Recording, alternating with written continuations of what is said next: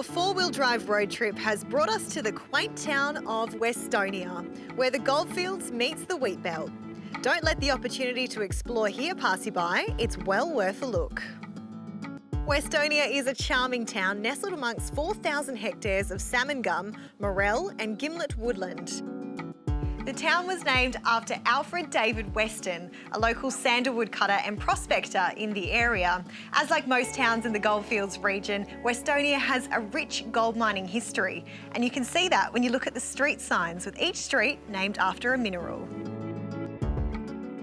Just outside the Westonia Caravan Park, you'll find the start of the Woodlands and Wildflowers Heritage Trail. This 4-kilometre walk trail will take you through the Westonia Common Woodland and back into town past the historic points of interest. As the name suggests, keep an eye out for wildflowers when they're in season. The buildings have been lovingly preserved to reflect its Edwardian origins. Old buildings have been restored and new buildings have been constructed in a style that reflects the past. And make sure you check out Westonia's Hood Pen Museum, open 7 days. It's fantastic. The colourful exteriors of the facade Shopfront Project aim to recreate how the main street would have looked during the 1900s mining boom. You can see the bright red doors of the fire station behind me. They can also be found on the front of the original bank and the greengrocer.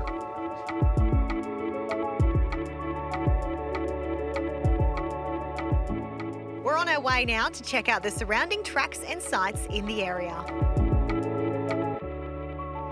So Chris, it's so important when we're out on these rural roads that our cars are performing at the top of their game. Do you have any tips on how we can make sure they're doing that? Yeah, Nikki, there's some simple things you can do. First is, and the most important would be, to maintain your vehicle regularly by having it serviced by a professional, ensuring that you're only using good quality aftermarket accessories if you're choosing to fit them.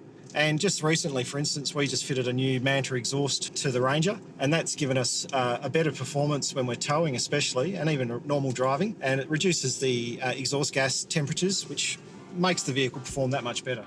Are these custom made for each vehicle? Yeah, Manta manufacture their exhausts in Cunderdin, so they have something to suit pretty much every vehicle out there. And if you've got custom accessories like a long-range fuel tank, then they can modify it to suit.